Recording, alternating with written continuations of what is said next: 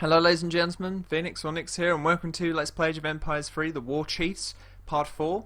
And we're going to jump straight into the next cutscene after I just read this. So in the early days of the revolution, the colonials were pushed back time and time again, until Washington took over. You traitor, Washington! Damn you! So let's continue on to this. As I said, the mod tends to make the game not respond for a couple of seconds, so if my audio cuts out, that's just the mod, sadly. Of course, because the British are so much better. George Washington took command of the We were incredibly, very well ragtag trained. We had very well trained soldiers. Leadership could not stop the British tide. No, because we were too epic. December of I'm not being arrogant, it's 1776, just the truth, the okay? Americans had been pushed back across the Delaware to McConkey's Ferry. It was there my father's militia joined them. Ugh, how General dare you, Washington. Nathaniel. I'm honored to meet you, sir. The honor is mine, Captain Black. Your father John was a good man. I would be pleased to have you think the same of me one day. I'm sorry we missed the fight in New York. Perhaps you would have changed the outcome. But you're here in time to help us Yes, turn the because tide. we're the main player, The so of Hessian course we garrison would has have, settled into because their winter quarters. main player always has to win. Yes. Their camp There's right no across losing the in Delaware. games anymore. I've got unfinished business. There's no with the losing in Hessians. games. Good. Let's give them a holiday to remember. Oh, that sounds like fun. Merry Christmas, blood and guts. Great, doesn't it? We'll give them a nice. Oh.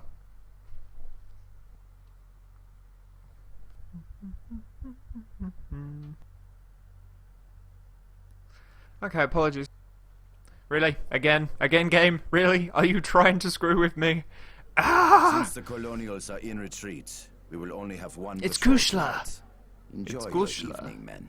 Enjoy your evening, men. Yeah! Only one. What did he sounds say? like the Hessians are enjoying I've the completely forgotten celebration. his line just If there. we can avoid patrols and take out the tents in Trenton, Yes. we should catch them off guard. Yes.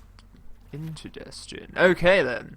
So as I was saying, actually I can't even remember what I was saying now because I was waiting so long for this to begin to respond. So for some reason it's given us 3 boats, but we don't need them all. But I'll just send them all down. So as Washington said there with his clearly British accent, yes, his really British accent. It sounds so American, I feel sick. Washington was British. What is it with all of these bloody... Oh, wow, okay. Did not expect that to be there. What is it with all of these... Be careful of the American... patrol. It's a patrol. Quick. Go away. Okay, there goes one boat. We lost some we lost some colonials. What a shame. What a terrible shame. But it really irritates me in games, and I'm saying it again, but it's true. Like in games where you're supposed to have someone who's supposed to be British or some other nationality, and they're clearly American. It's like, are these directors or are these game publishers that are American? Do they think that, like, the Americans, as Americans, they can do anything? Just hire some bloody voice actors. You know, hire some bloody voice actors that are from the nationality you want. Like, I really hate it when they do that, especially with Washington. Look at, he sounds so American. I don't know what to say. He just sounds incredibly American. It's irritating me to the core.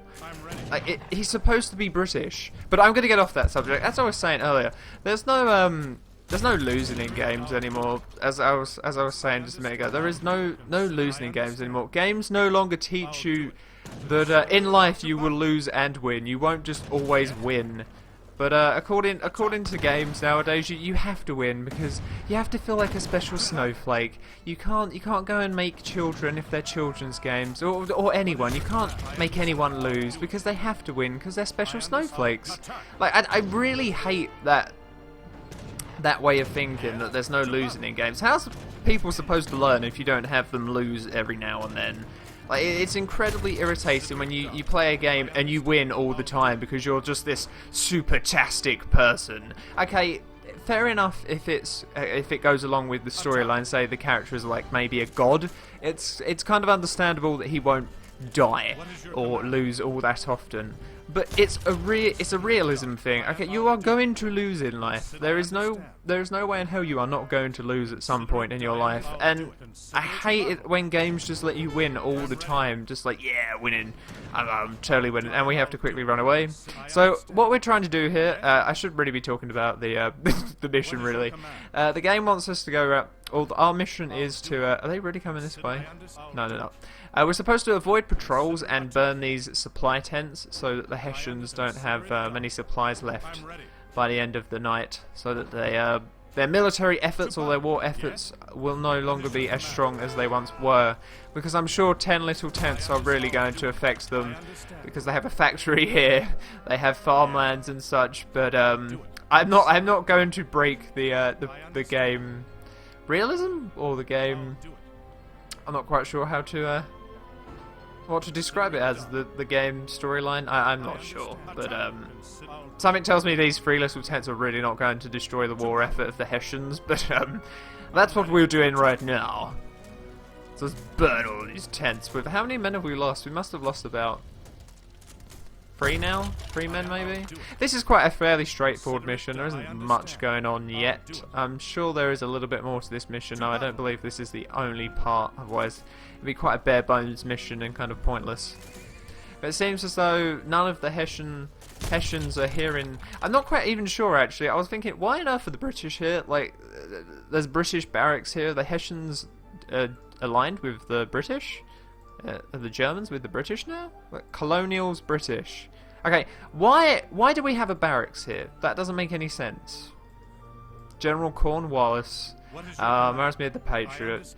Good film. I love The Patriot because it's set in... I really do love the time this is set in. The 1700s, or is it the 1800s? I believe it's just before the 1800s, isn't it?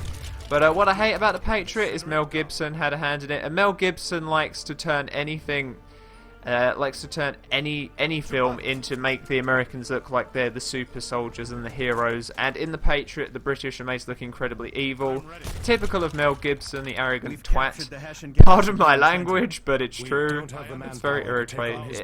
Irritated. To trick Cornwallis into thinking we've Okay, for the night. Yes. Let's make camp for the night. So what, we decided to make camp in the Hessian... Oh, just quick, run. Were we I'll spotted? get the signal fires built. Oh god, we were spotted, weren't we? They're running after us. Yeah, I think we were spotted. We were spotted. Oh dear. How are we going to... We need to like throw these guys off so that they don't follow us. Oh, were we spotted? No, they're going completely past us. What I don't understand is how we're the colonials, but they're the colonials as well, and they're our enemies. The game hasn't very much made a very good...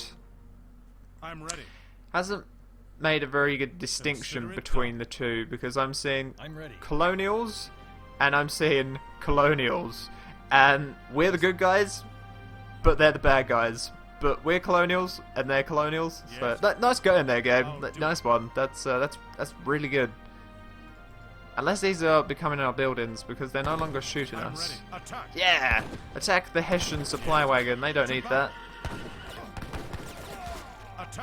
Is that what we're supposed to be destroying? I'm not quite sure. We have to build some campfires. Who can build them? Ah, Nathaniel can build them. Nathaniel, build a campfire, sir. And we'll just stand and watch you, because apparently nobody else can help.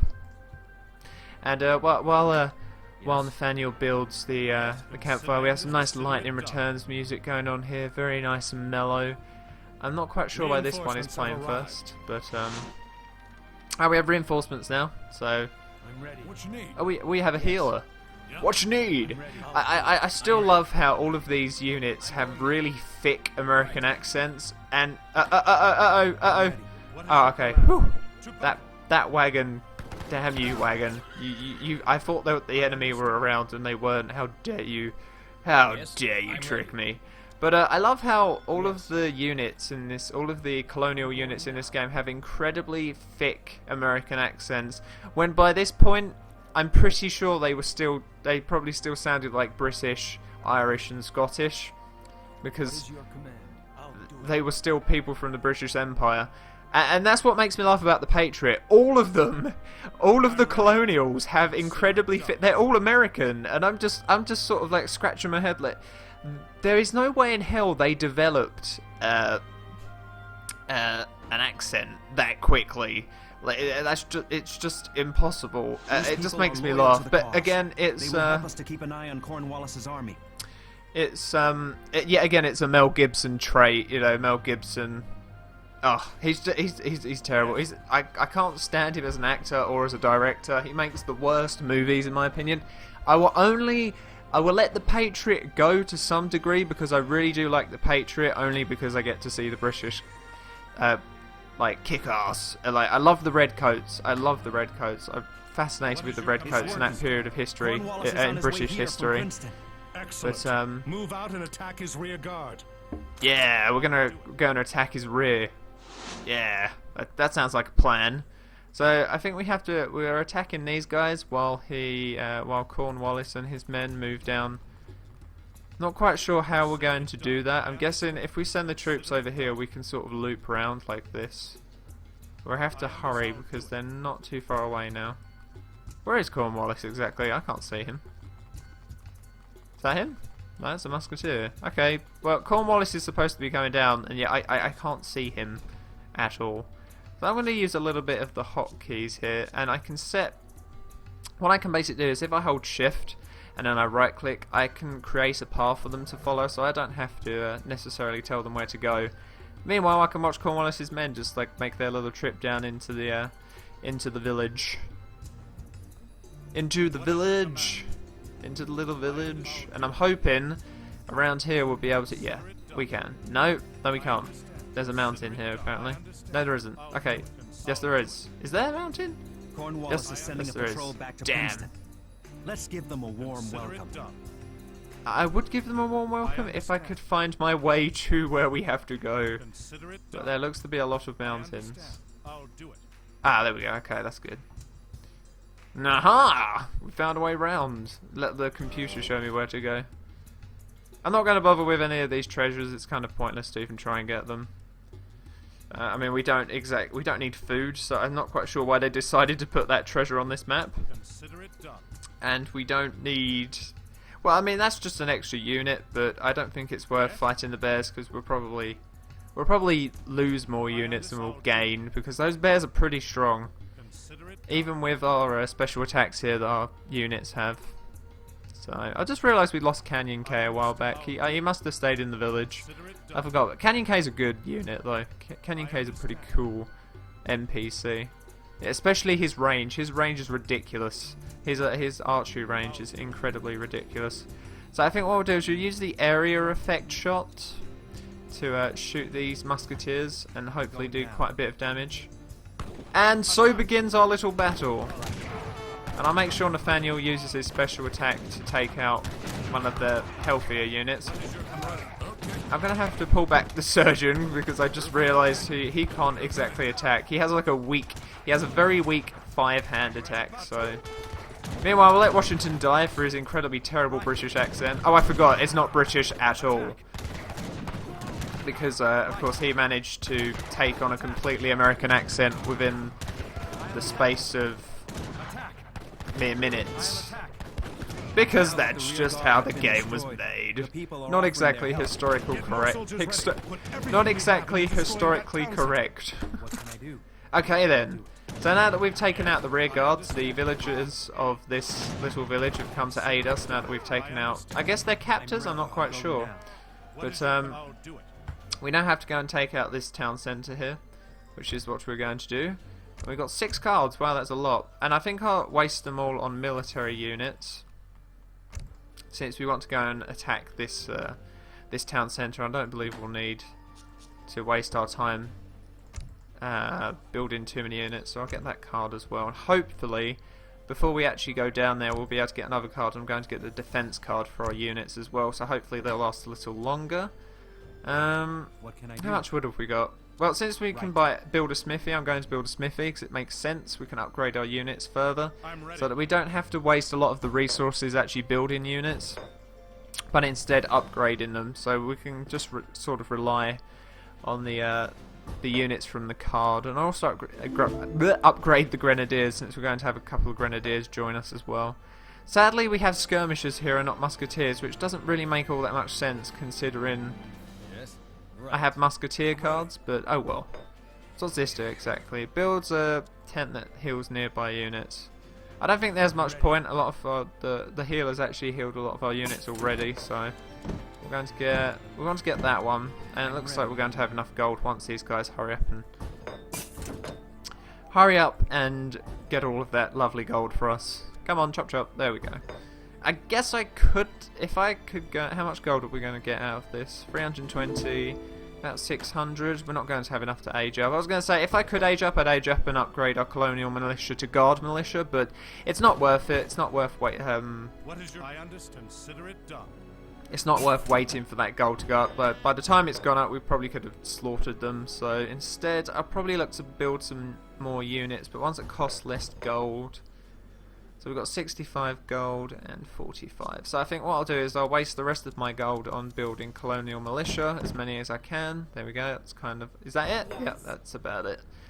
And I'll set you guys to mine, because although we do have a plantation here, it's not upgraded, and it's much quicker to mine from the mines themselves. Natural resources you gather quicker in this game. So, and hopefully, before we get up to these two colonials, we'll be able to get enough gold to build another... free. Got another card, so we're going to get that. Make all of our infantry have more hit points, which they definitely need, because the militia don't have a lot of hit points. Obviously, the militia were villagers as such.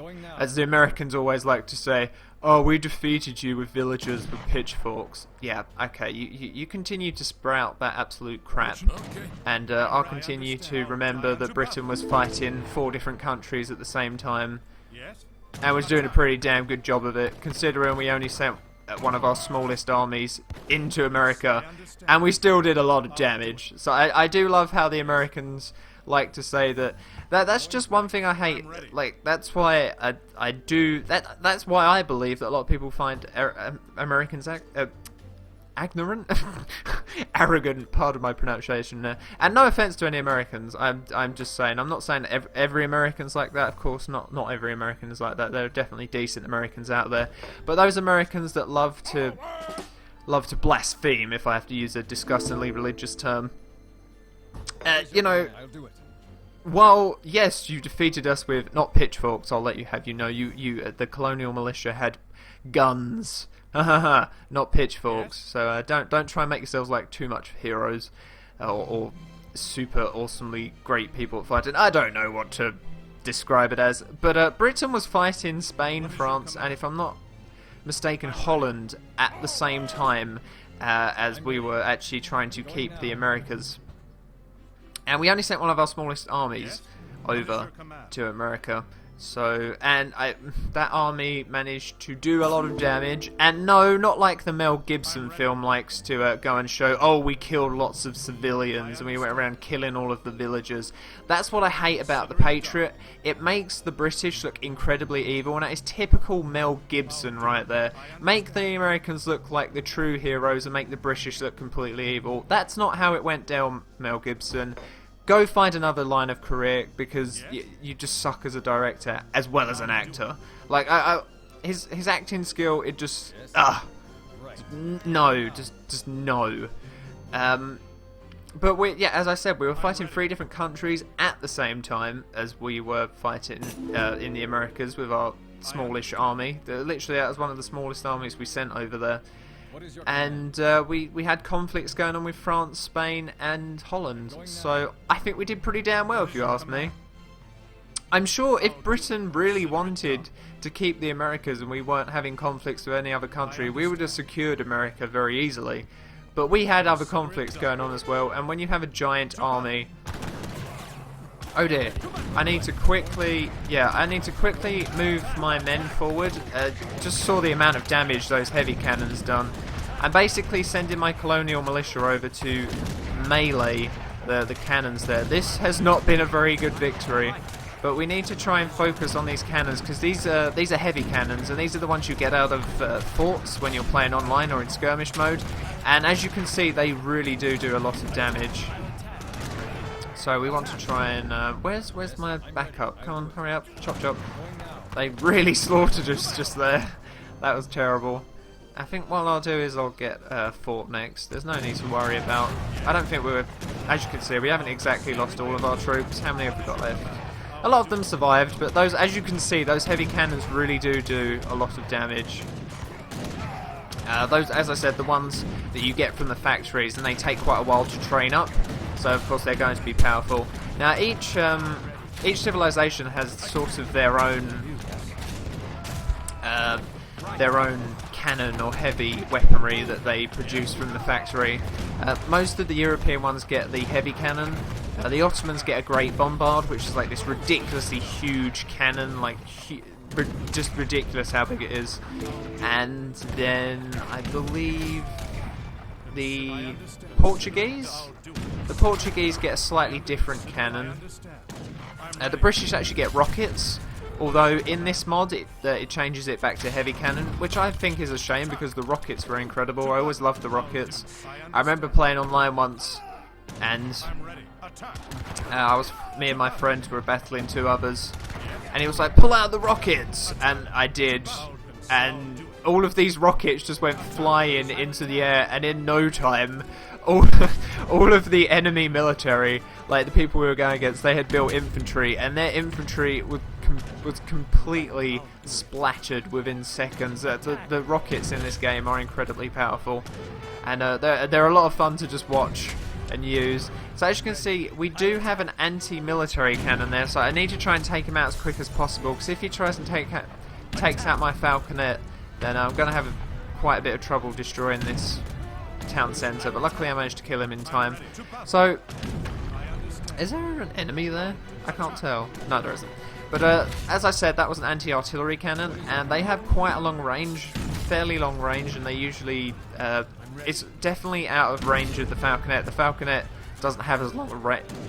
Excuse me for my voice crack there, but the falconet doesn't have as long a range, so they can take out our cannons very easily. And they're much better at taking out cannons than they are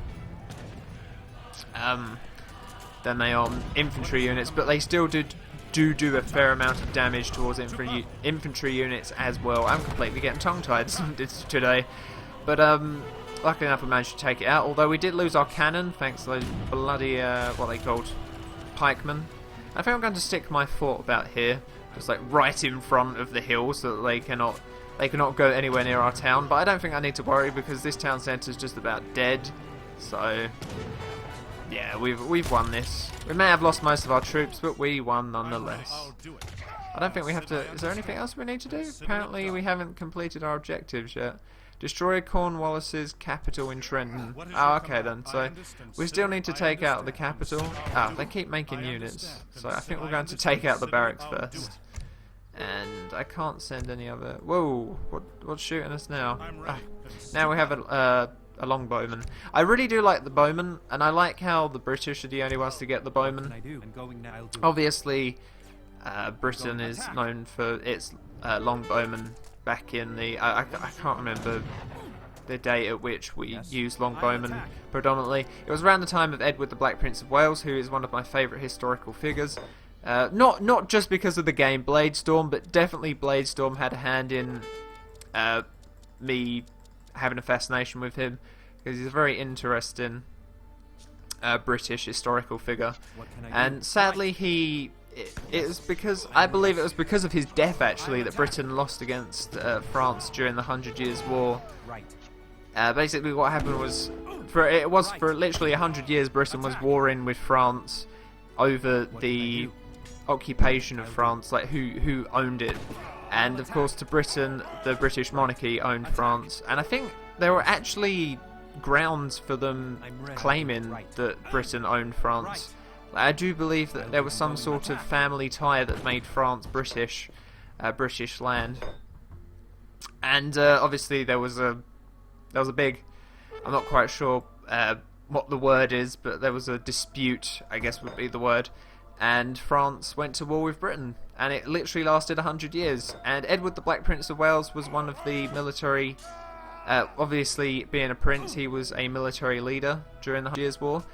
And sadly, I believe it was close to the end of the war, a couple years before the war ended, or it was around that time. I don't quote me on it because I'm not entirely sure if it was right close to the end of the war, but he basically came down with an illness, and I'm not quite sure what it was. I believe from what I read it was stress related, maybe? I'm not 100% sure, but he came down with an illness, and that sadly eventually ended his life, and his death caused deep decrease in morale in the British armies fighting in France, and it was, I believe it was because of his death that Britain ended up losing the 100 Years' War to France, and that's why France remains French today.